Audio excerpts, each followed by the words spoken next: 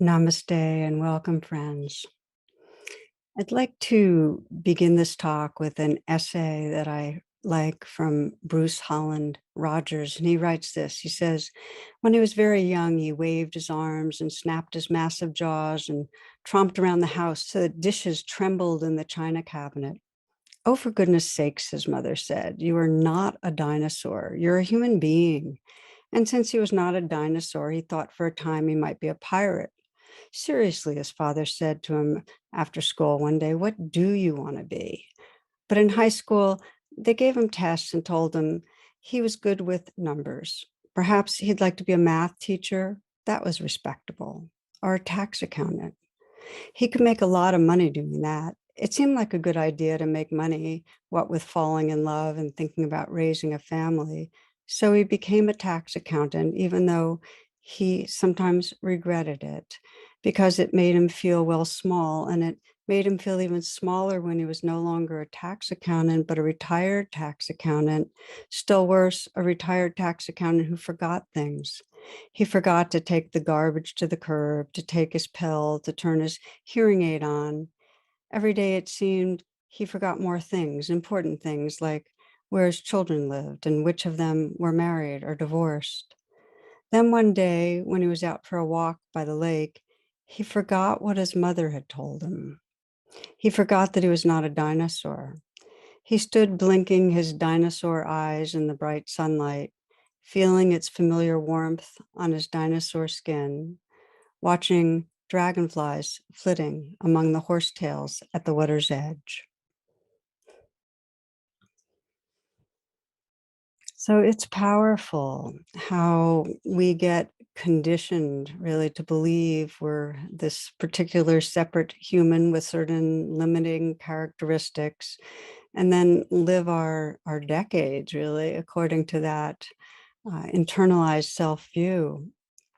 And this is really the nature of trance, of a dream, that we're living in this constricted reality, and it's very compelling. It feels very real. We fully believe we are the accountant or the teacher or the salesperson or the parent.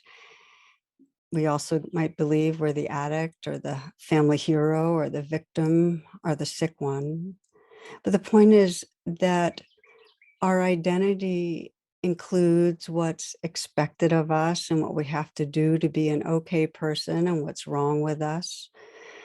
It includes what we can and can't do in our lives. And in the deepest way, the undercurrent of this trance is feeling that something's missing in our lives, that something's wrong with how we're living. There's a story by Reb Zalman Schachter Shalomé. He told it a lot about his youngest daughter, Shalvi, when she was, I think, 5 years old. And one morning she woke up and said to him, you know how when you're asleep and dreaming, it seems so real. And then you wake up and realize it was just a dream. When you're awake, can you wake up that much more and realize this is just a dream? Pretty wise for a young being. And we can intuit that we live in this life in these big swaths of virtual reality and stories, a lot about a self who's separate, who's often deficient, who's threatened, who's really not enough. And of course, there's a larger truth that also appears, and it happens when we're in moments of presence. It might be when there's real tenderness with another being in our lives, or maybe when we're touching that mystery during birth or death. It might be in a creative flow, that sense of really being in that flow, or when we're helping others. But the point is that we intuit at moments a larger sense of being beyond that trance of a small self. You wouldn't be here listening if you didn't have a sense of that possibility of living with more freedom, that there was more, there was a deeper essence, something to touch, more aliveness, more love. So, a very key inquiry on the spiritual path, and you find this in most spiritual traditions, is that question, who am I really? And what we'll be reflecting on today is how do we wake up from that trance? How do we wake up from that limiting identity of being separate or being deficient and live from our true nature, from our full awareness and heart? And in particular, we're going to be looking at that shift in identity from that small self to who we really are. And the places in our daily life where we're most caught in trance, where we're most reactive, those become really powerful portals for making that shift, for discovering who we really are. So, to ground this a bit, because these can sound like abstract words, let's just take a pause together right here. And if you're not driving, and if you can, close your eyes or let your gaze be downcast. Take a few full breaths.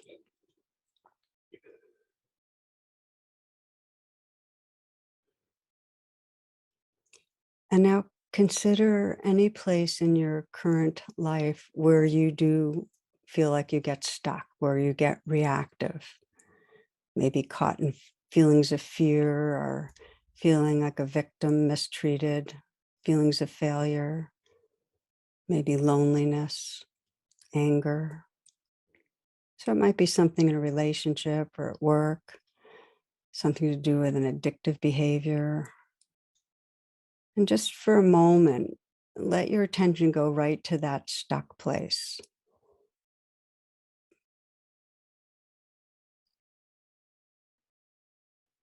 And ask yourself, what am I believing about myself in these moments? And just if you investigate, what are the limiting beliefs about yourself, about maybe how others are relating to you or how you're falling short? Is there a belief that something bad's going to happen? What's the belief about the kind of future you might expect? Just going to get a sense of what you're believing, how your mind is taking in things right during these times. And then just ask, what is the sense of who I am in these moments? Do you feel small, separate, very tight, deficient, threatened? This is just a chance to sense the small self identity, how it feels. And just know from that witnessing place, this is trance and this is a portal for awakening.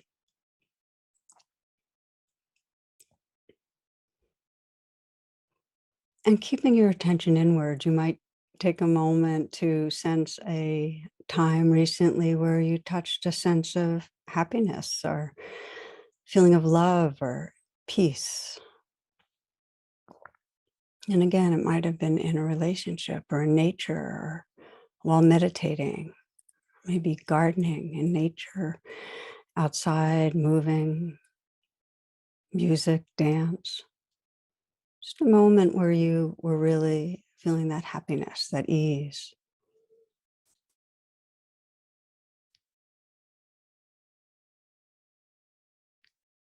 And in the same way, sense, well, what's my experience of self in these moments? And notice if there's more spaciousness,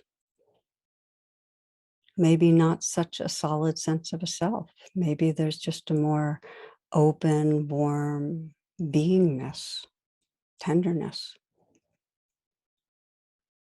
Just again, registering from that witnessing place. Okay, so this is a taste of who I am beyond trance.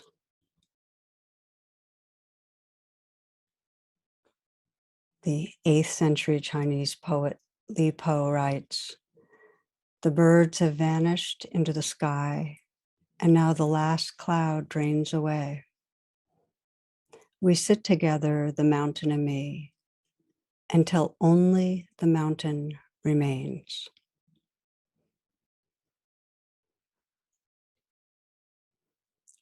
Okay, friends, so if your eyes are closed, opening your eyes. Maybe I'll pause here and just note that this talk will feel more resonant if you've had some years meditating, exploring the path. And no matter what your level of experience, you can trust that you'll take what most serves your awakening awareness. So just that kind of openness and curiosity. And I'll share a trance story from one of my first retreats that really struck home. And this is a legend from ancient India. It tells of a musk deer who, one fresh spring day, detects a mysterious and heavenly fragrance. And it just hints of peace and beauty and love. It's like a whisper beckoning him. So, compelled to find its source, this deer sets out and goes in search all around the world. He climbs these icy mountain peaks and goes through steamy jungles and treks through endless desert sands. And wherever he goes, the scent's there, it's faint, always detectable. At the end of his life, he's exhausted from this relentless search, and the deer collapses. And as he falls, his horn pierces his belly, and suddenly the air is filled with that heavenly scent. And as he lies dying, this musk deer realizes that the fragrance had all along been emanating from within.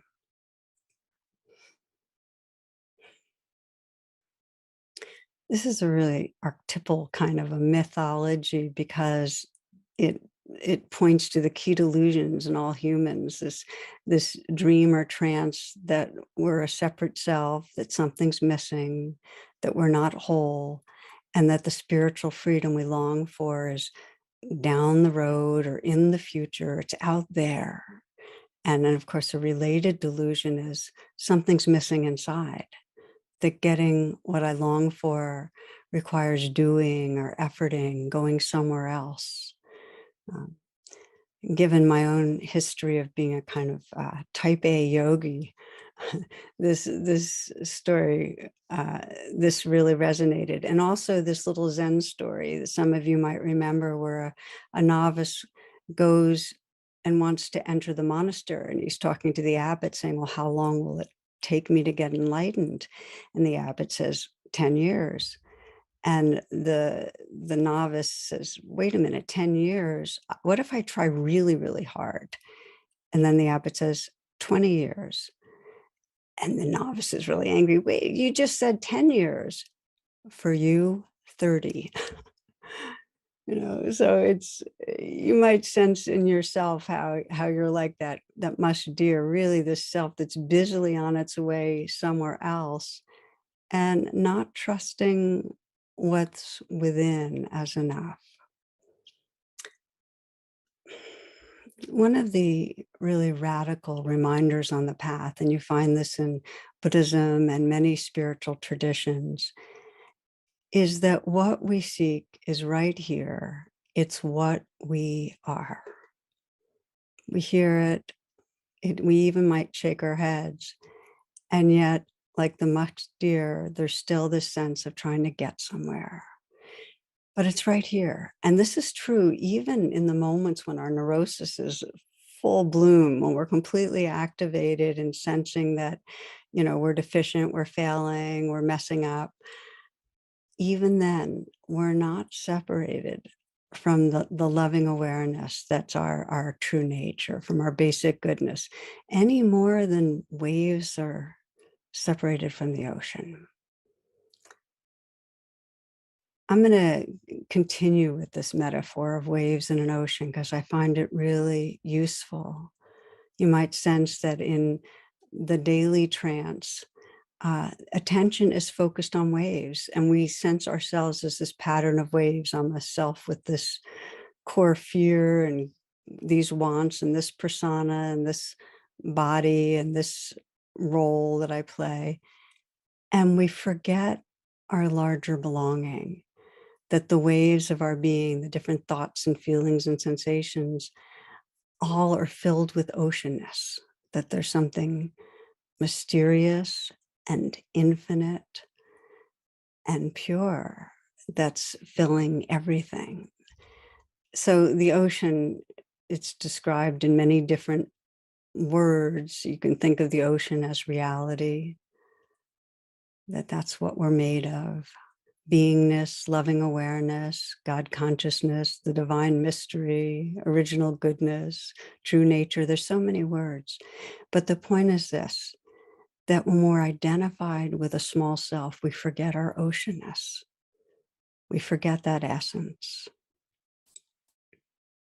One Asian Buddhist teacher asked a friend who was traveling in Asia the cause of suffering, and my friend replied, we get identified as a separate self. And this teacher just laughed and said, no self, no problem. And so the suffering is when we're exclusively identified with the waves and we forget the ocean. And in the Buddhist Western world, we often describe this as selfing, that we're just living in the stories and feelings of a separate self.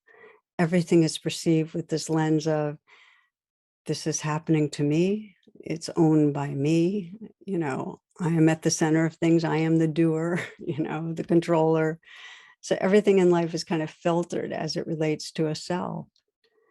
And in contrast, when the sense of a self, when the idea of self softens, and by the way, it's often unconscious, but when it softens, when it's no longer our exclusive identity, when it's no longer occupying the center of experience, what remains is this vastness, this mysterious openness and wakefulness and love that's really the essence of all.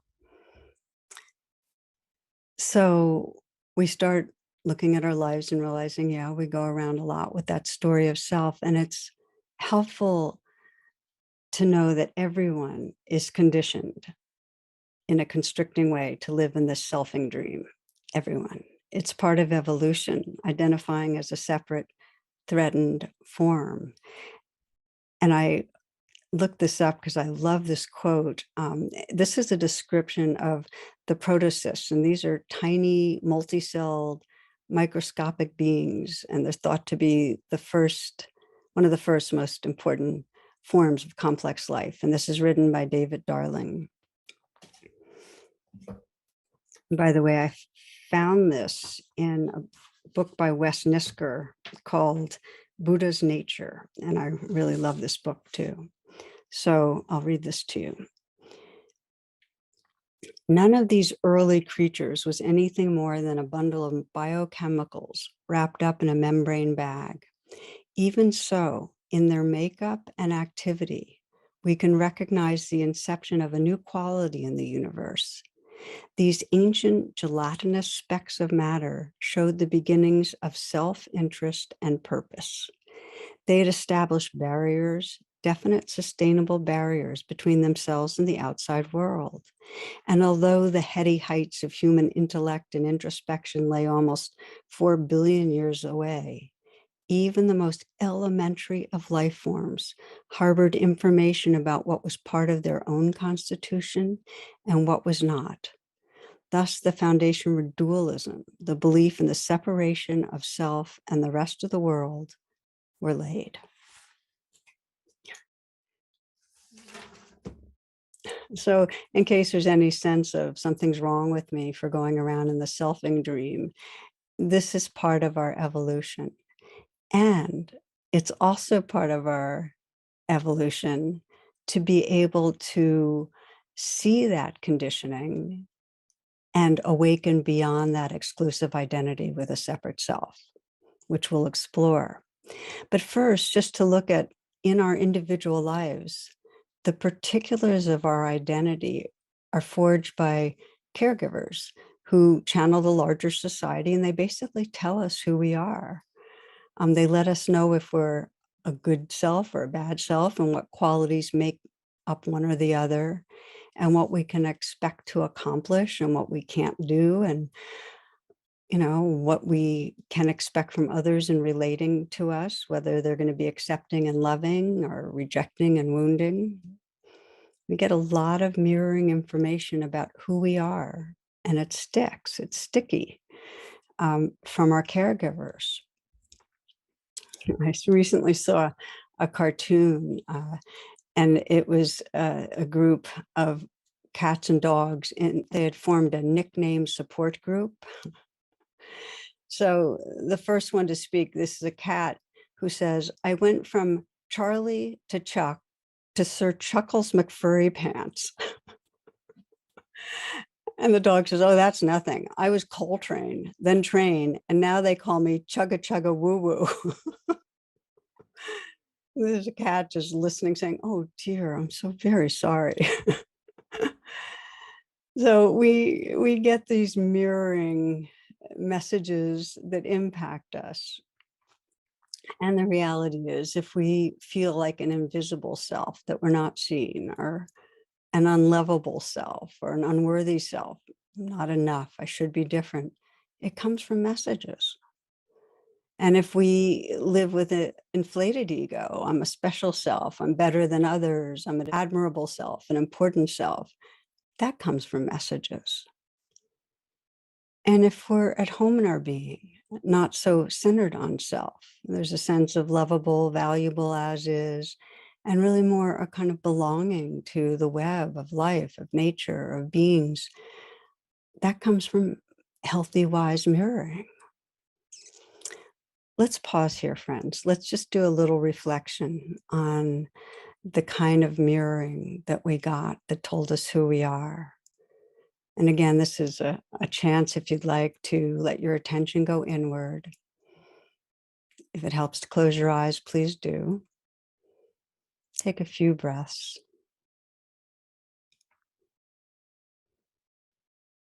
And imagine you're in a room in your childhood place where you grew up, maybe 8 years old, and both are either, or if you only had one, a caregiver's there.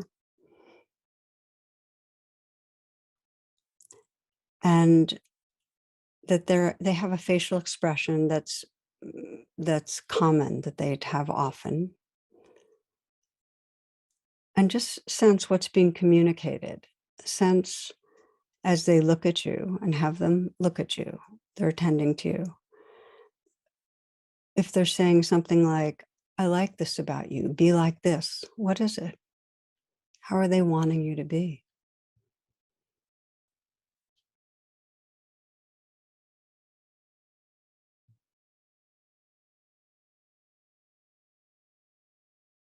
And if they're saying something like, "I don't like this about you, don't be like this," what are they not wanting you to be like?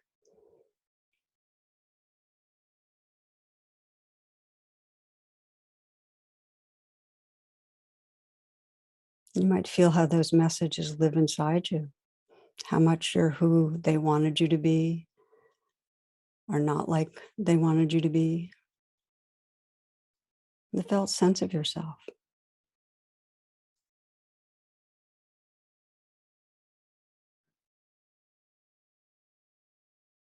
And you can, in your own timing, just sense how your identity might cluster around different positive or negative messages from your parents.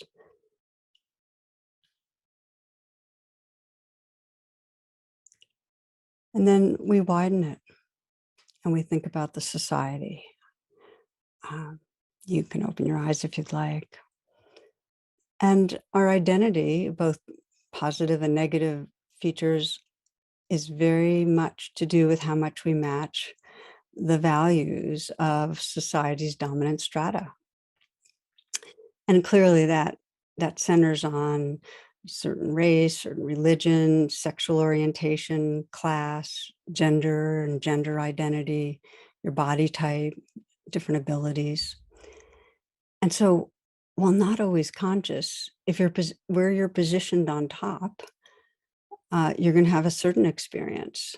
If you're not on top, you're going to have a certain experience of being marginalized, threatened, not okay. If you're positioned on top, more safe, more okay, a member, more entitled, more privileged. Also, the messages from society are hitched. Your identity gets hitched to the kind of work you do and your accomplishments, to your competency, to how you handle life. So there's a sense of, am I in control? Am I doing this well? And if you look inside, most of us have a pretty ongoing monitor saying, well, how am I doing now? And a monitor saying, am I ready for what's going to come? We have this kind of tensing against what's around the corner. That's part of the threatened self.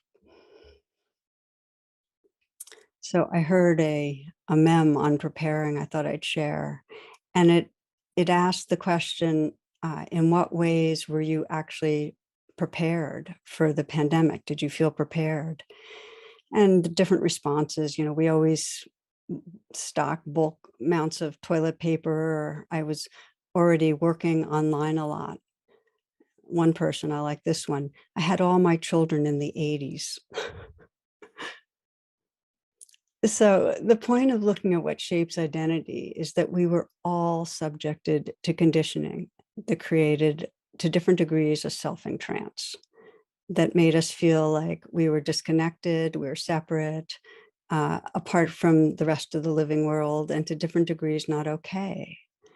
And I like the way Wu Wei puts it. He says, "Why are you unhappy?"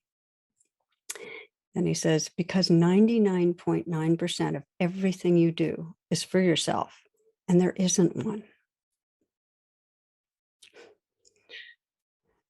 So the remainder of our exploration in this talk is, how do we awaken to realize who we are beyond that story of self? And again, we'll call on the metaphor of ocean and waves. And there are two pathways I'd like to go over with you. And one is bringing mindfulness, compassion, and love to the waves that are arising. So we're caught in a trance of selfing. We feel we have these thoughts and these feelings and this feeling in the body. How do we bring a wise attention to it? Because if we can, that attention to the waves will reveal our oceanness. The second pathway is bringing direct inquiry and attention to the ocean itself. We're going to start with the first. And the key is that we always start right where we are. So if trance is thick, if you find yourself in the midst of difficult emotion, it's not going to help you to try to look towards the ocean, towards the oneness, towards the true nature that's here, because the waves will obscure it. So we start with the waves because that's our selfing portal. And again, these are the moments when we feel trapped in being a fearful person, an angry person, a ashamed person, a failure. And the practice is to pause and meet that tangle with mindfulness and compassion. And the power of it is that in a moment of mindfulness, when you become aware, oh, anger, the identity of self is not fully exclusively in the anger. Your identity is opened up. There's that witnessing, that awareness that knows about the anger. In a moment that you bring compassion to the fear, let's say, you're not just inside the fear. There's also that space of compassion that's holding the fear. So mindfulness and compassion widen the sense of being and allow you to enlarge beyond the trance of a separate self. Now, let me give you an example, a little story. And I like giving you stories that are very current from my own life, because this is what continues to nourish my deep faith in this practice. This I've many times introduced RAIN, which is recognize, allow, investigate, and nurture. And that is simply a step-by-step application of mindfulness and compassion. So this is a RAIN story. Jonathan, my husband, and I were returning from the West Coast a couple of weeks ago. We were in an airport, long wait, and we were talking about some complicated family plans uh, for a gathering later in the summer. And he was getting increasingly irritated because the communications hadn't been great, and the plans conflicted with another commitment. And then I got irritated with him because I felt like he was blaming me, and I had been trying very hard to meet everyone's needs in the process. And because we were both hungry and tired and waiting in an airport with masks on, the tension amplified. And we both took on an increasingly aggressive, blaming tone until it became really clear we needed a timeout. And we just got quiet and didn't speak at all for a while. We boarded the plane and we took off. And as we were flying, and inwardly, I had that circling story of, him being wrong and how unfair he was framing things. And during that time, I was shrunken into this separate, angry, defended, righteous self. And my view of him, rather than my beloved partner, was in that hostility, is used as kind of distant other. So at some point, as I settled in, I began to practice rain with it. And I brought the beginning as mindfulness, just recognizing, okay, angry, defensive. The A allows, let that be there. That's part of mindfulness. And then investigating deepens mindfulness, where I could feel in my body underneath the anger, there was some hurt. I felt like in some way his attitude was pushing me away, not liking me. And when I felt that, as soon as I could sense hurt, I was able to nurture with self-kindness. I was able to put my hand on my heart, and just breathe and say, it's okay. It's okay. And it allowed me to view him more clearly and realize that this really was not about me. It was just this unfortunate timing in him having to give up something that mattered to him, which of course made me feel even kinder. There was a shift in identity. I was no longer inside this angry, defended self, that exclusive identity. I was remembering the ocean more. I was resting in a larger sense of beingness, more spacious, more kind and compassionate. And I tapped him on the shoulder and asked if we could make up. And of course we did. And he had gone through his own process of freeing up his own kind of reactivity. I share this because anyone who's ever been angry at a loved one knows this, that in the middle of the anger, who we are shrinks. We become this armored, fuming self. And even when we're righteous, we don't really like ourselves in that egoic trance, but we are in it. And there's something in it feels good and can perpetuate itself for a while. But it's so different from the who we are when we're feeling our warmth and our connection and our tenderness and our gratitude for someone, when we're being playful with them, when there's something funny that we're laughing at together. So different from who we are if we imagine being with them as they're passing, as they're leaving this life. In those moments, there's no centering of a small self, a wanting self, a fearing self, a hurting self, an angry self. Really, that's dissolved into something much larger. There's just space and tenderness.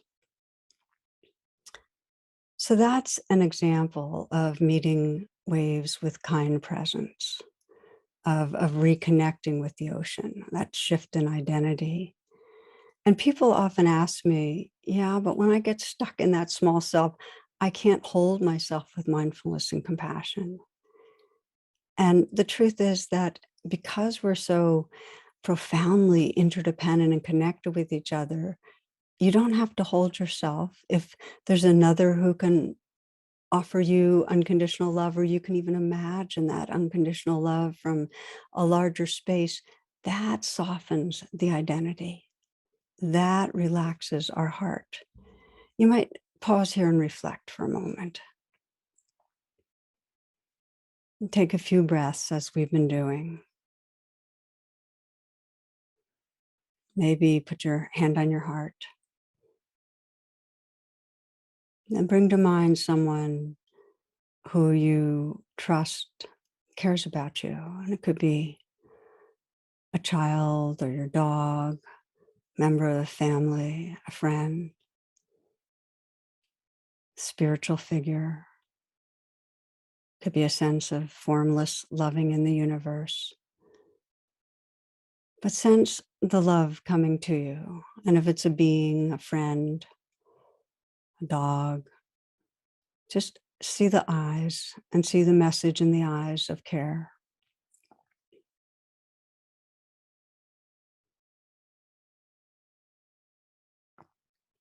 And you might let it in and just mentally whisper or whisper out loud, thank you. Just appreciating the loving. It's so precious.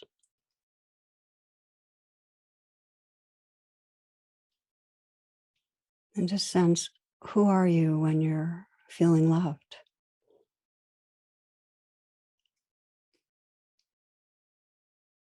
You might continue and sense someone you love and imagine letting them know your love, that you're sincerely looking them in the eyes.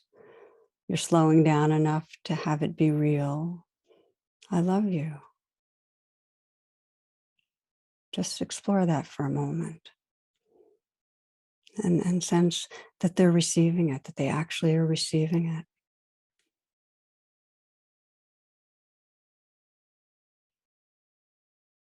And feel the heart space that's here. Let it be as large as it is, filling your body and beyond. Just be that heart space.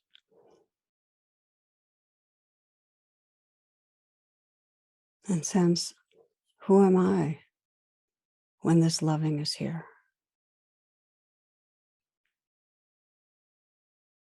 You might notice that there's nothing solid. It's just tenderness, openness, and that this is more true than any story of self.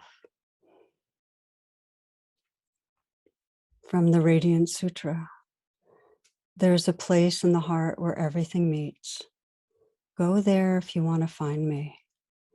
Mind, senses, soul, eternity, all are there. Are you there?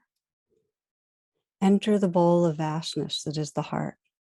Give yourself to it with total abandon. Quiet ecstasy is there and a steady, regal sense of resting in a perfect spot. Once you know the way, the nature of attention will call you to return again and again and be saturated with knowing, I belong here. I am at home here. Once you know the way, the nature of attention will call you to return again and again and be saturated with knowing, I belong here. I am at home here.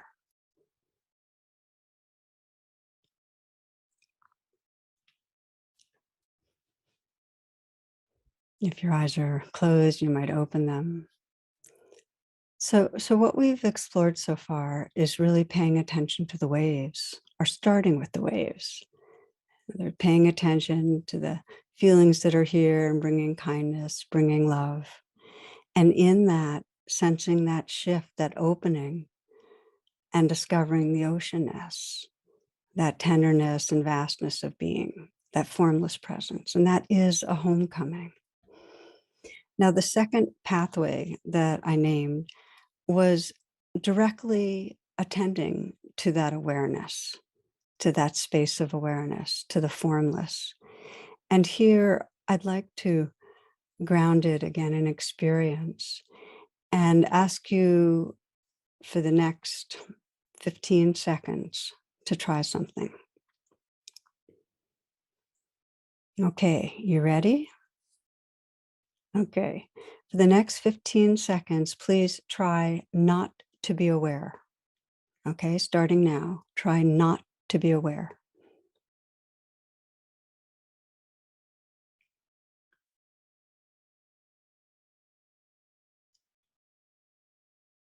Trying not to be aware.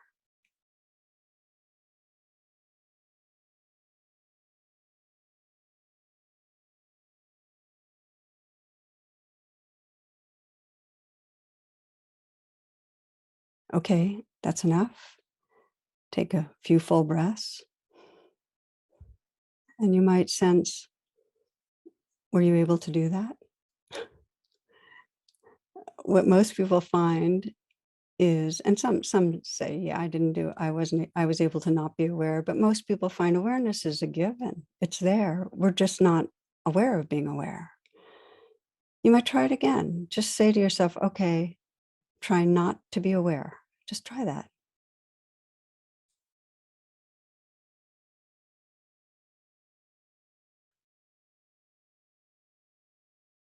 And what I'd like to invite you to do is to continue to pay attention and just notice what you can about awareness. What is it? Be curious.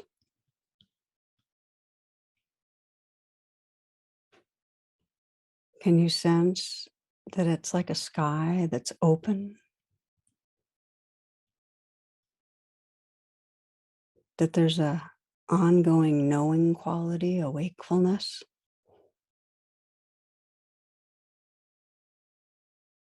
like a sunlit sky, naturally tender, responsive to what's coming up?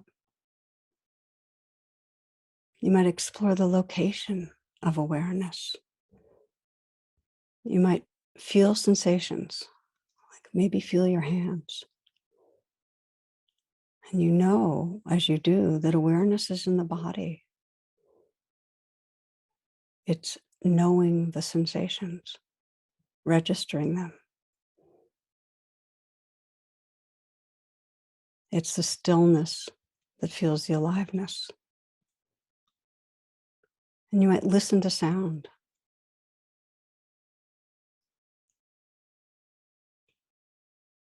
Listening, receptive.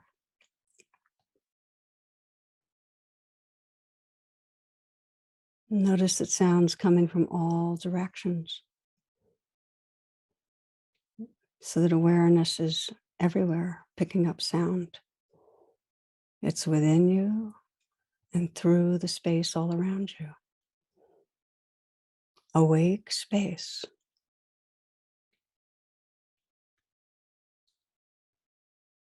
Again, take some breaths. There was a Tibetan teacher who went to one of his classes, and he brought a big white sheet of paper, poster paper, and he did a little V on it. And he asked the students to tell him what this was. And most of them said, well, it's a bird. And he said, it's the sky with a bird flying through it. That our awareness is like a sky with different experiences, clouds and storms and weather systems moving through, arising and passing. And typically, we fixate on the bird, don't we? We fixate on the inner weather of emotions and sensations and thoughts, or the outer weather, a person, a tree. And the sense of self is unconsciously part of that, located in space, attending to the objects. But instead of that, we don't very often sense that which is aware, that background of wakefulness, that space. So, one of the most powerful trainings in meditation that really can be freeing is sometimes described as the backward step of shifting from focusing on the object, which includes focusing on our self object, to sensing the awareness itself, the ocean.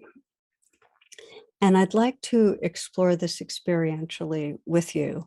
And first to say, as I said earlier, that if you're sensing, well, what way of meditating is really most going to serve me right now, if there's a lot of waves going on, if you have a lot of emotions and a lot of thoughts, turning to sense the space, the awake space of awareness, is going to be very difficult because your mind's going to keep being attracted to the bird, to the thoughts. So this is primarily a practice for when the mind has quieted some. But you've been listening and present now for a bunch of moments here for this talk. So let's just practice a little together. And it won't be a long practice, but this is about the backward step, turning towards awareness. And you might begin, if it helps you, to close your eyes or lower your gaze and take some moments to scan through the body and sense what might want to let go a little.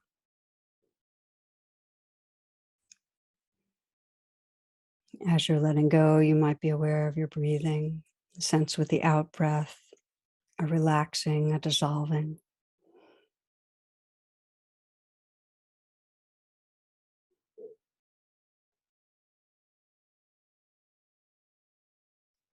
And opening the attention to sense the presence of awareness, the awareness that's present throughout the body.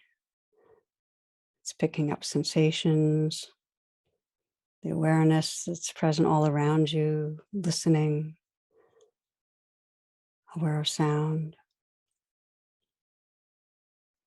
awareness in every direction, and there really isn't an edge to it.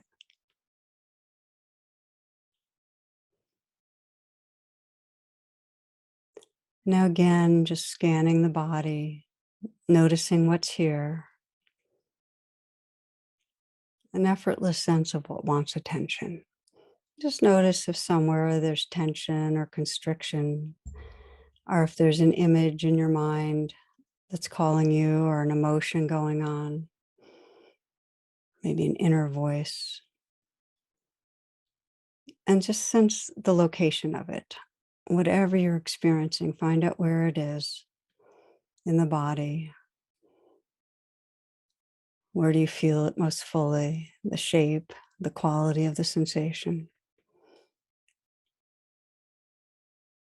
So, whatever your experience, sense as sensation in your body. Locate the sensation.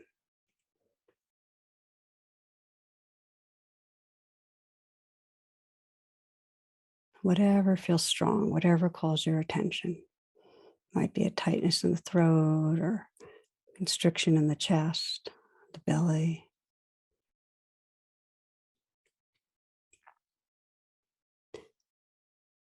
And now note, I'm aware of this sensation. Just say those words to yourself.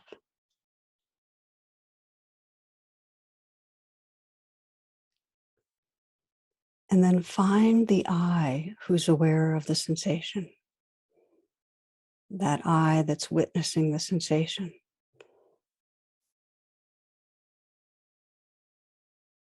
And notice where it's located. Maybe it's in front of your face and up a little, or maybe it's in the area of your brain.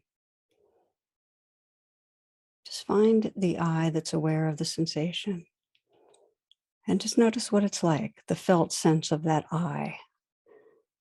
So you're just examining. This is the experience of self, the self that's watching, witnessing, feeling.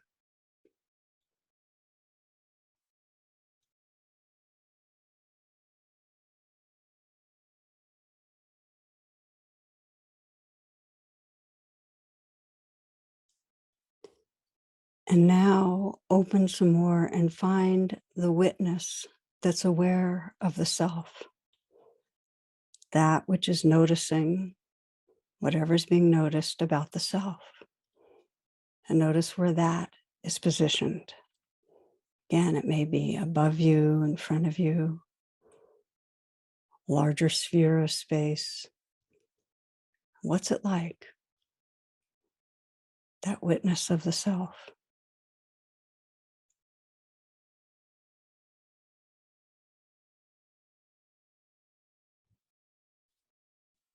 And invite that witness to open and relax and dissolve in and as the fullness of awareness.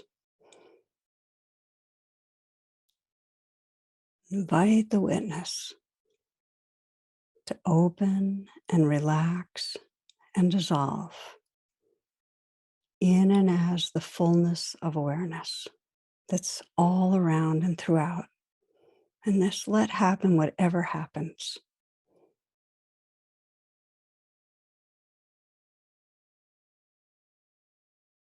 Resting as awareness, as long as you'd like.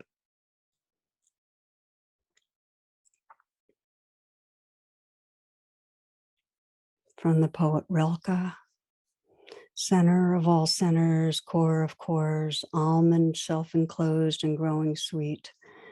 All this universe to the furthest stars, all beyond them is your flesh, your fruit. Now you feel how nothing clings to you. Your vast shell reaches into endless space, and there the rich, thick fluids rise and flow, illuminated in your infinite peace.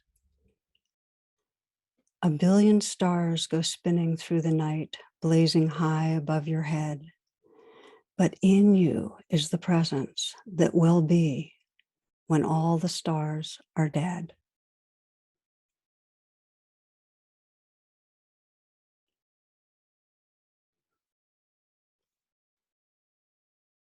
Continue, if you'd like, to rest as awareness. Breathe, feel yourself here. This is a taste of the backward step, the shift from selfing, from focusing on objects to awareness itself. And there are different ways that as you move through the day, you can open in this way, especially if you're quiet. You can just begin to listen to sounds. You might do it right now, just listening,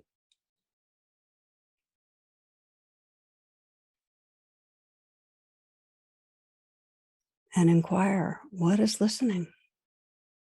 What's aware right now?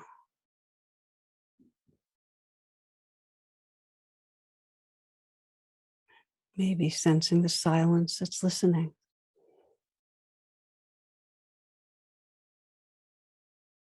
the field of awake space.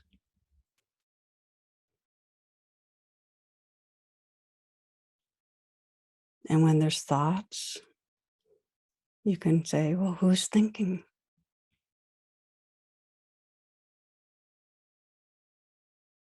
Or you might inquire, where did this thought come from?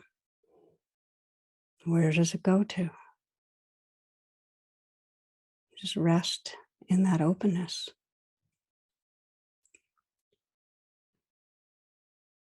And there are other practices. Sometimes I'll imagine that I have no head, because that's a common place to locate the self, that I have no head and it's just space that's experiencing what's happening. Or I might imagine that I've already passed away, I'm already dead. There's no center, no self, and simply experience happening, life happening, appearing, dissolving. There's emptiness, space in the place of a self.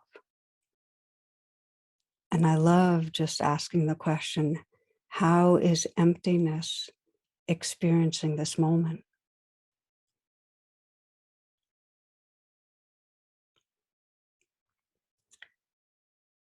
With practice, there is a sense of homecoming to the openness and wakefulness and the natural tenderness of awareness, that we realize it's a homecoming because it's more true than any of the stories, the trance stories, the passing waves.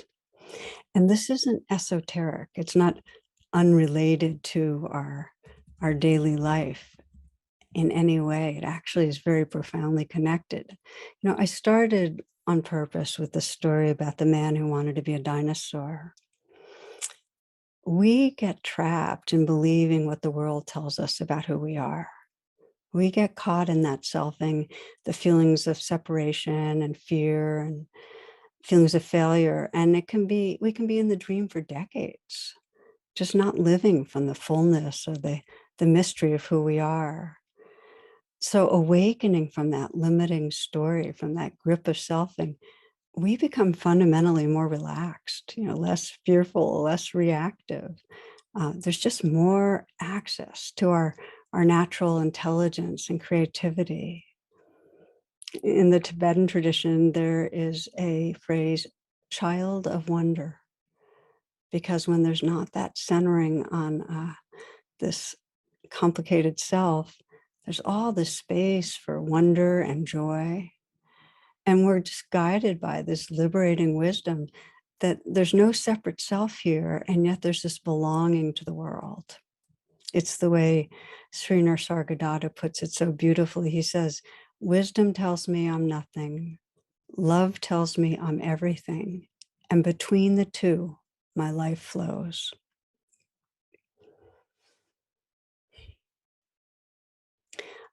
Srinath Sargadatta is considered by many to have been quite free. And he was asked a question about, well, what's it like to experience that freedom where you're not centered on a self, but living in that wholeness? And I thought I'd read to you a passage that has always touched me. And this is from his book, I Am That. And I'm going to try to show you my copy of it just to give you a sense of how many pages are marked, if that's any invitation. So his response to this question, he said, I became free from all desire and fear. Another thing I noticed was I do not need to make an effort. The deed follows thought without delay and friction. I've also found that thoughts become self-fulfilling. Things would fall in place smoothly and rightly. The main change was in the mind. It became motionless and silent, responding quickly, but not perpetuating the response. Spontaneity became a way of life. And above all, infinite affection, love, radiating in all directions, embracing all, making all interesting and beautiful, significant and auspicious. Infinite affection, love, radiating in all directions.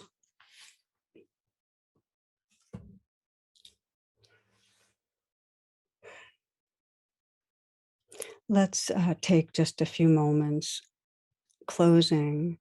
And as part of that, I'd like to say that uh, what we're exploring today is your potential, that your true nature is always already here.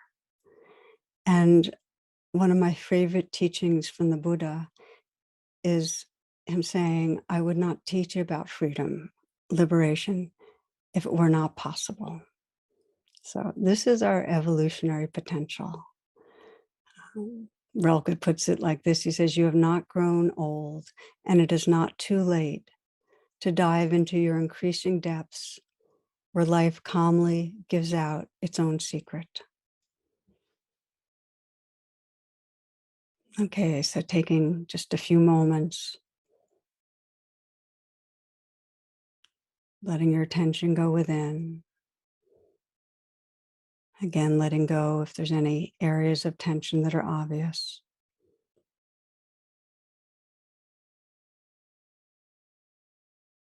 Letting your senses be awake.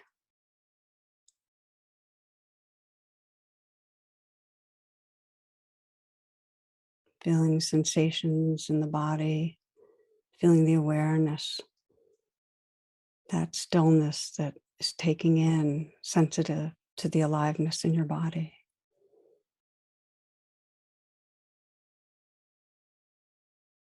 And listening, sensing the awareness through space around you, that silence that's listening.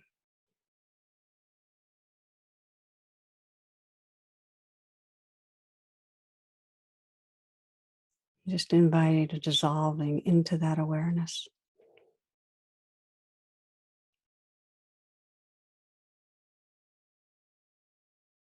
Resting as awareness. Allowing the sound, the sensations, the feelings of this human heart to rise, move, and pass in open and tender awareness.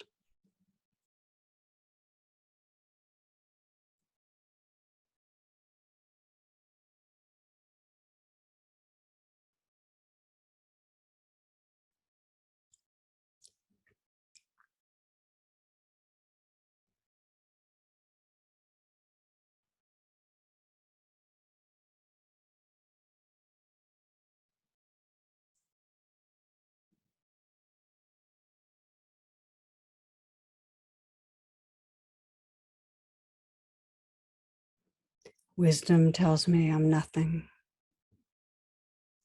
Love tells me I'm everything. And between the two, my life flows.